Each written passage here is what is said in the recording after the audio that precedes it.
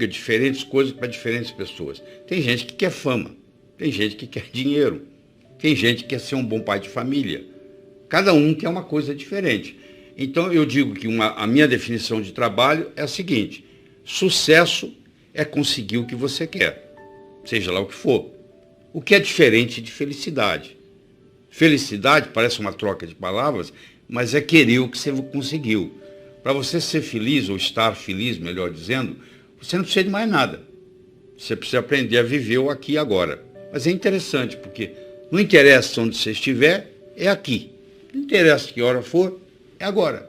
Então, a vida é um eterno aqui e agora. Aqui e agora. Se você está vivendo o aqui e agora, não interessa o que aconteceu antes e nem interessa o que vai acontecer depois, eu estou 100% aqui e agora, eu estou feliz nesse momento que eu estou aqui e agora. Então, felicidade é aceitar aquilo que você tem e aprender a viver o aqui e agora. Isso não lhe impede de almejar outras coisas na vida. E essas outras coisas que você vai almejar chama-se sucesso. É obter aquilo que você quer, que pode ser traduzido numa ciência. Do mesmo modo que você aprende física, química, biologia, matemática, você pode aprender a ser bem-sucedido. Infelizmente, essa cadeira, essa disciplina não existe na escola. Quer dizer, quando uma família tem um pai, uma mãe que sabe fazer isso, ensina para os filhos. Mas a maioria aprende por conta própria, quando é autodidata. Ou senão, fica a vida inteira tentando e não consegue.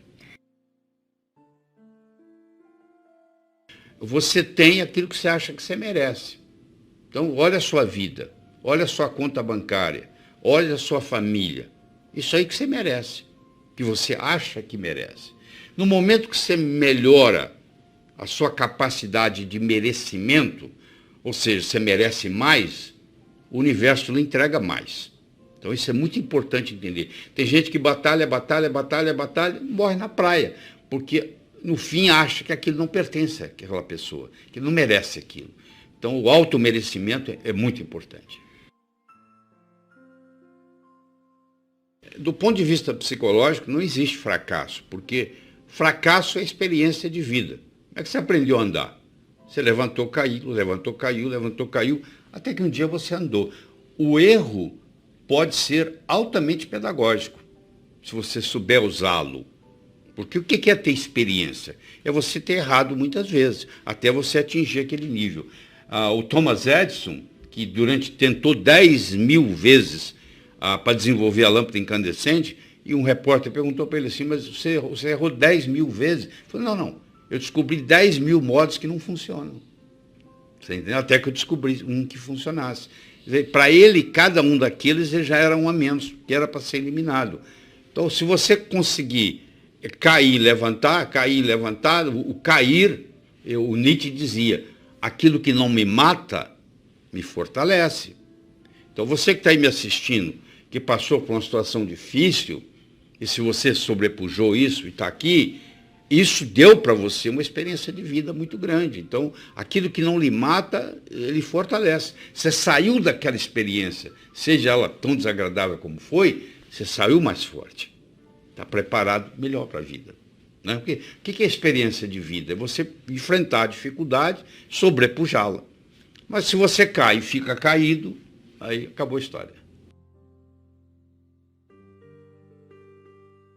Um estudo, como eu disse, que toda aquela tecnologia, e estudando profundamente o que Napoleão Hill levantou e etc., e eu cheguei à conclusão que, do mesmo modo que você não faz um bolo só com farinha, nem só com manteiga, nem só com ovos, cada um desses ingredientes é necessário, porém não suficiente, e eu criei o que eu chamo o bolo do sucesso, onde eu escolhi 6 ingredientes.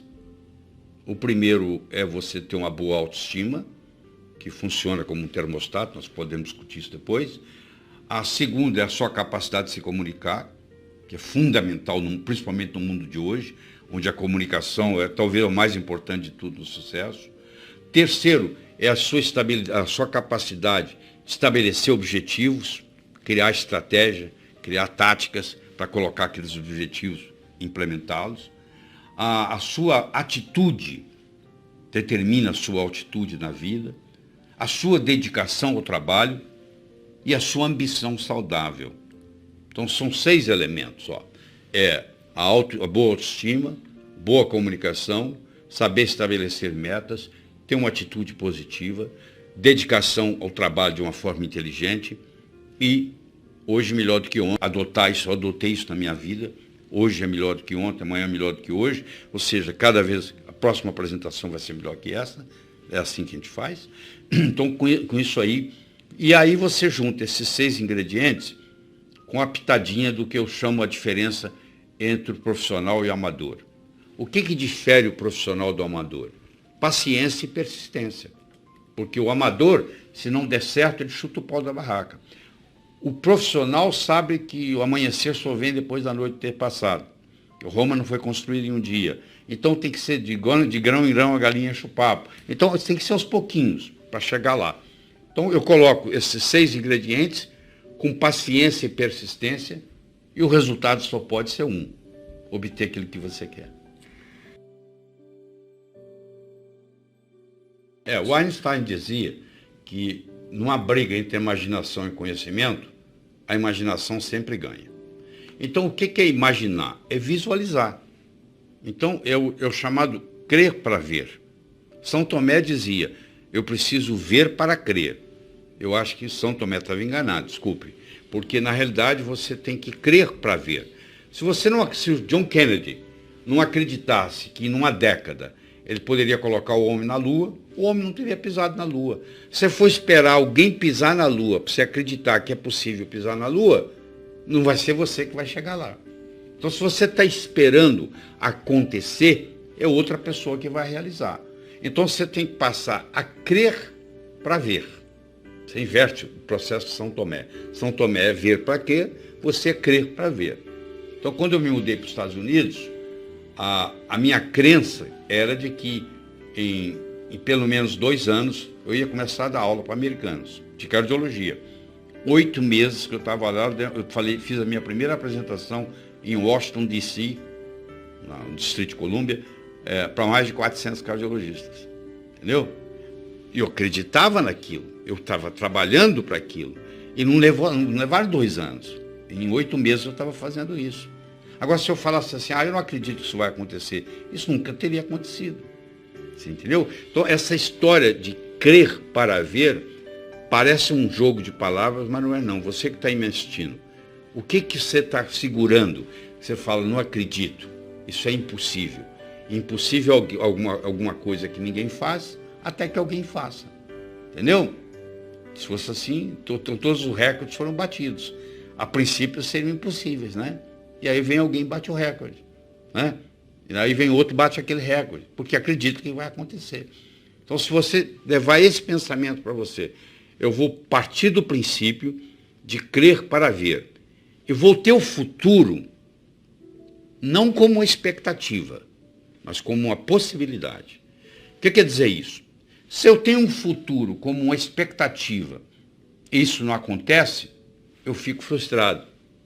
Se eu tenho o futuro como uma possibilidade e isso não acontece, foi apenas uma possibilidade, que não deu certo. Vamos ver da próxima. Isso é muito importante, como que você vai estabelecer suas metas. Você vai estabelecer suas metas, eu não estou garantindo que você vai atingir os objetivos 100%. Mas eu vou lhe dizer, se você não atingir, a sua atitude tem que ser como uma possibilidade e não como uma expectativa. Porque se eu coloco como uma expectativa e não acontece, eu fico frustrado. Então você está querendo parar de fumar. Voltou. Levanta, para de fumar de novo. Entendeu? Se você fala, não deu certo. Não deu certo. O Thomas Edison não fez 10 mil vezes para descobrir a lâmpada incandescente, pô. Ele testou 10 mil vezes material diferente, até que ele descobriu um. Né? Então, levanta. Fizeram um estudo na Universidade de Yale, no estado de Connecticut, onde eles levaram estudantes para um campo e eles dividiram os estudantes em 3 grupos. Um grupo estava lá com um revólver dando tiro. O outro grupo estava lá mirando com a mão, imaginando que estava dando tiro. E o outro grupo ficava lá conversando fiado, pelo mesmo tempo. 20 minutos por dia, 5 vezes por semana, durante 6 semanas. 6 semanas depois, eles retestaram para ver quanto que eles tinham evoluído. Aqueles que usaram o revólver melhoraram 83%. Aqueles que usaram o dedo melhoraram 82%. E aqueles que ficaram lá conversando não melhoraram nada. Mostrando que o revólver era apenas um instrumento para manter a sua mente fixa. Você não precisaria do revólver, teoricamente. Você precisaria da imaginação. Pôr a imaginação para funcionar. Você entendeu? Mas isso não se aplica só lá. Aplica em tudo na vida. Você vai fazer vestibular, você tem que imaginar que você está lá fazendo a prova e indo bem. Porque senão, se você não fizer isso, você chega lá no dia e se amarela. Quantas pessoas não passam no vestibular porque deu nervoso na hora? O emocional é muito importante. Você quer ver? Eu vou provar para você isso aqui. Olha, eu vou pegar uma tábua de 40 centímetros de largura, de 12 metros de comprimento. Vou colocar ela num galpão, no chão. E vou pedir você que está aí nos assistindo para caminhar na tábua de uma extremidade para outra. Grandes coisas. A tábua está lá no chão, ela tem 40 centímetros, cabe bem o seu pé, 40 centímetros de largura. Você anda na tábua para lá, para cá, para lá, para cá.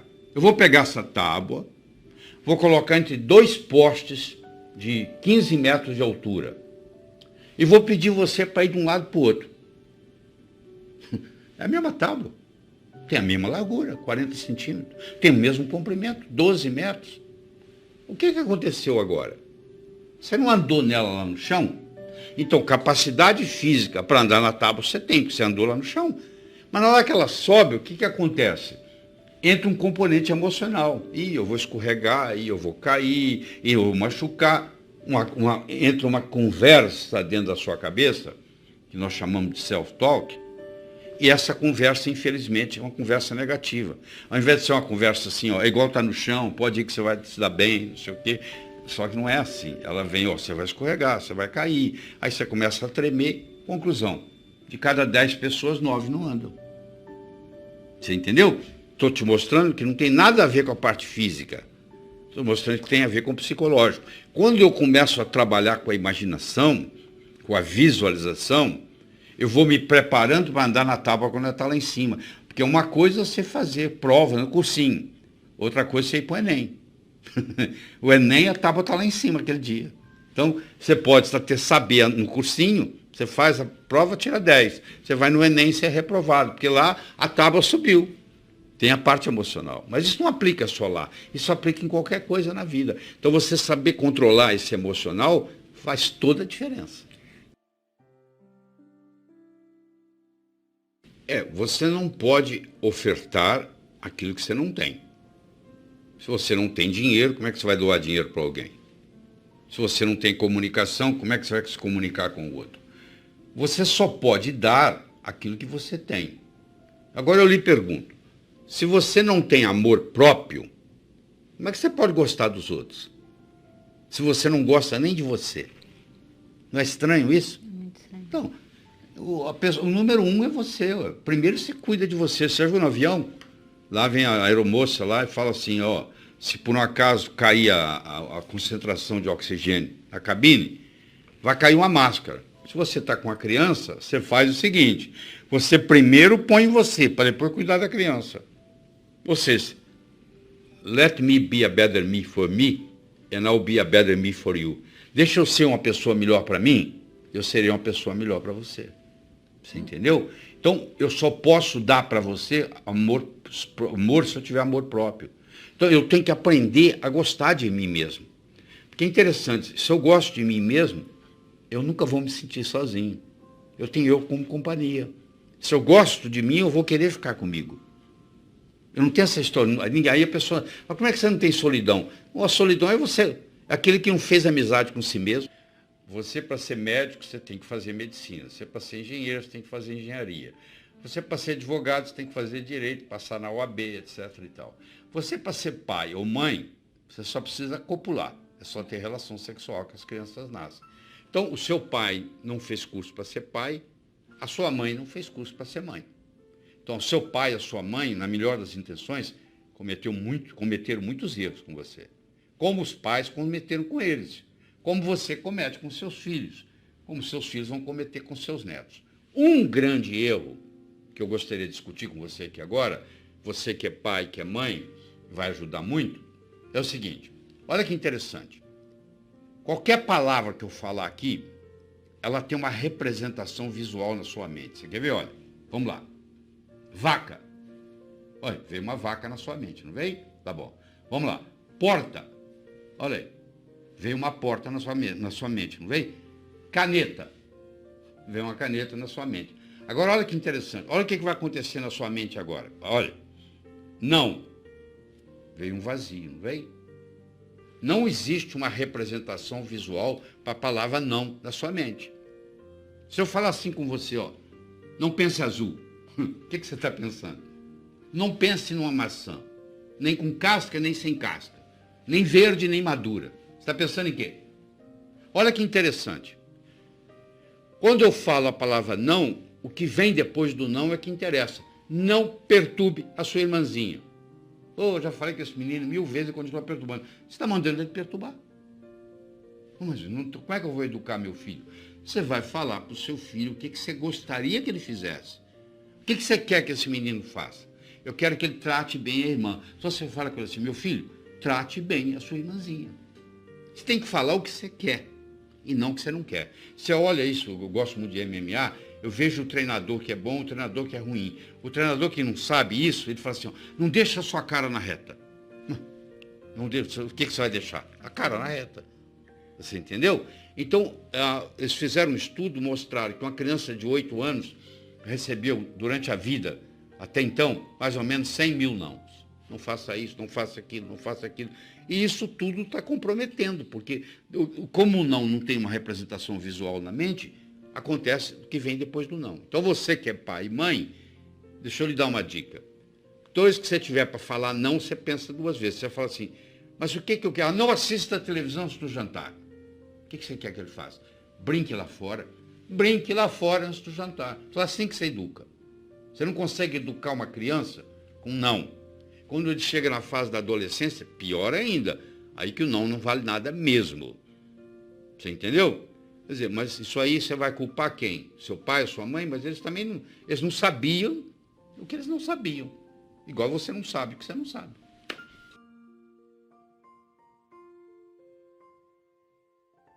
A conversa que você tem com você mesmo é muito importante. Chama self-talk. Você já percebeu, você que está aí me assistindo?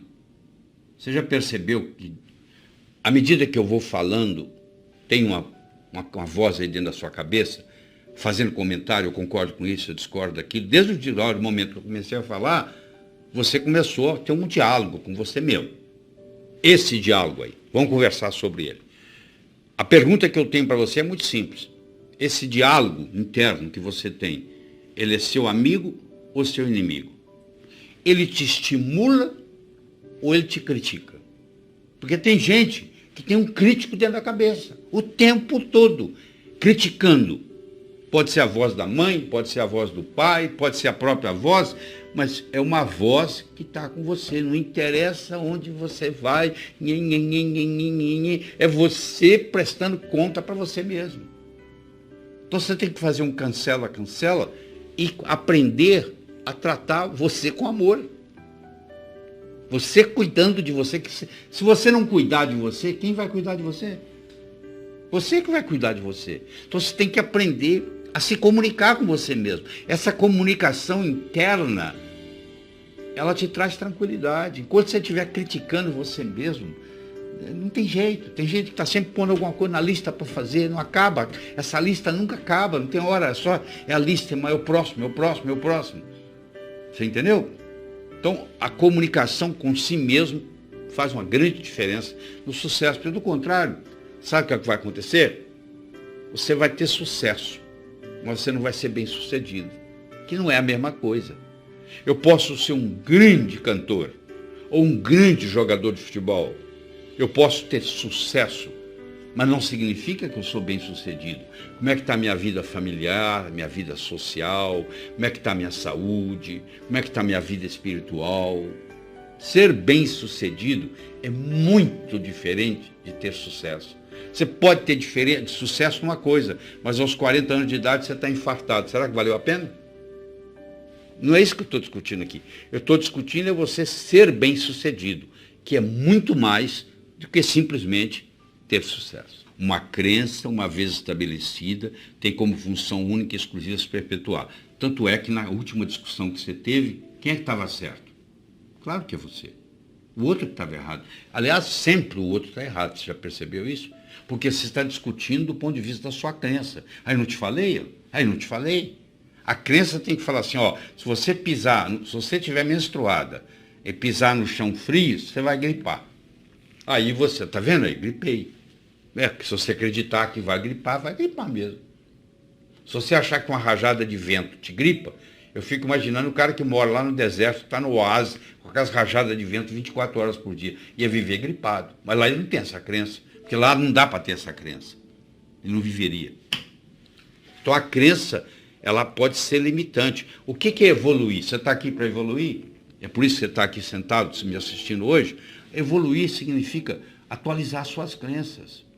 Quando você tinha 7 anos, a sua mãe falava assim, meu filho, minha filha, não atravesse a rua sozinho. Era muito válido, porque você podia morrer atropelado. Hoje você tem 35. Você chama sua mãe para atravessar a rua? Não. Você atravessa a rua sozinho. Você já se livrou daquela crença. Mas eu vou lhe dizer, conhecendo o que eu conheço de trabalhar com gente, você tem muitas crenças, mesmo tendo 35, 40, 50 anos, você tem crenças que são infantis ainda, que você ainda não abriu mão delas.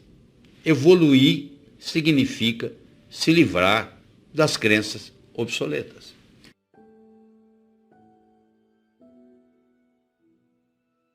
O termômetro mede a temperatura da sala. Eu chego aqui, está 21 graus Celsius. É a temperatura da sala. Agora, isso é o termômetro. Agora, se eu colocar aqui um termostato e colocar 15 graus, mesmo que lá fora esteja 30, aqui dentro vai estar 15. Porque o termostato vai baixar a temperatura ou subir, de acordo com onde eu coloco a temperatura. A autoestima é um termostato para a vida. Quanto que eu mereço? Quanto é que você está ganhando? Se eu falar que você vai, mês que vem, multiplicar por 10 o seu faturamento, você vai acreditar? Não. Você fala, não é possível. Quem é que vai...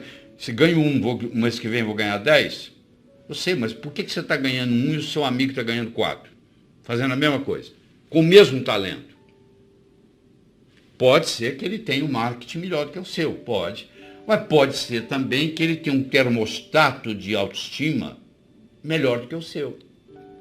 Então, o que você merece é o que você tem.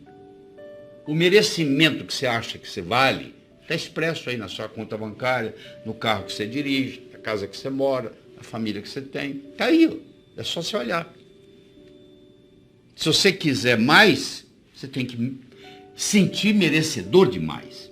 E para sentir merecedor demais, escuta, você tem que subir a sua autoestima.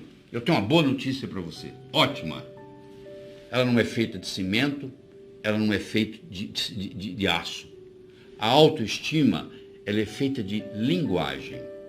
Do mesmo modo que ela foi construída linguisticamente, ela pode ser reconstruída linguisticamente. Oh, que beleza, que alívio, hein?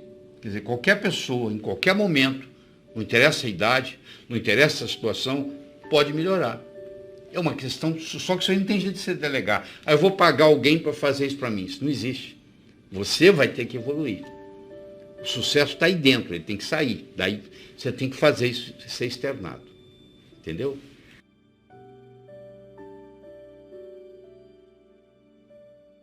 A sua vida, ela é um equilíbrio entre a razão e a emoção. Se você é só razão, você é um robô. Se você é só emoção, é um caos total. Certo?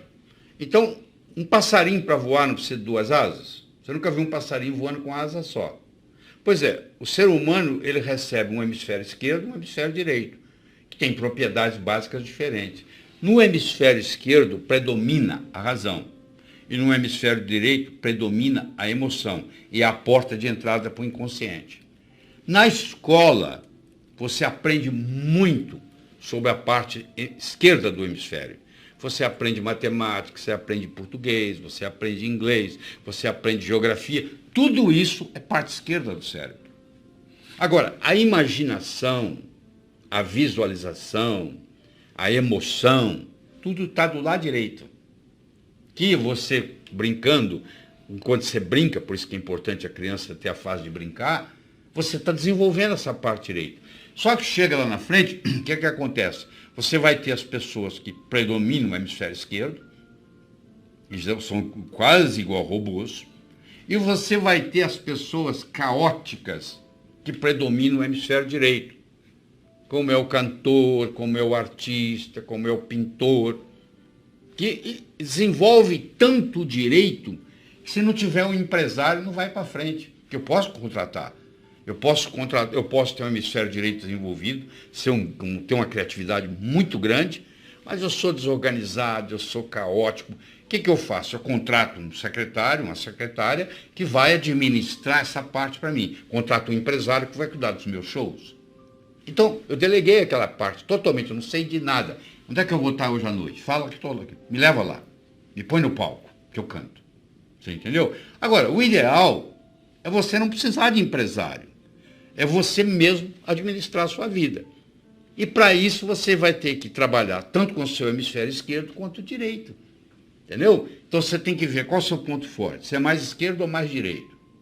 Bom, se você é mais esquerdo, provavelmente você vai ganhar dinheiro numa profissão mais de esquerda. Mas isso não quer dizer que você não possa desenvolver o seu direito como hobby. E aí, à medida que você vai fazendo isso, você vai equilibrando o processo. Tá? Então esse equilíbrio é muito importante.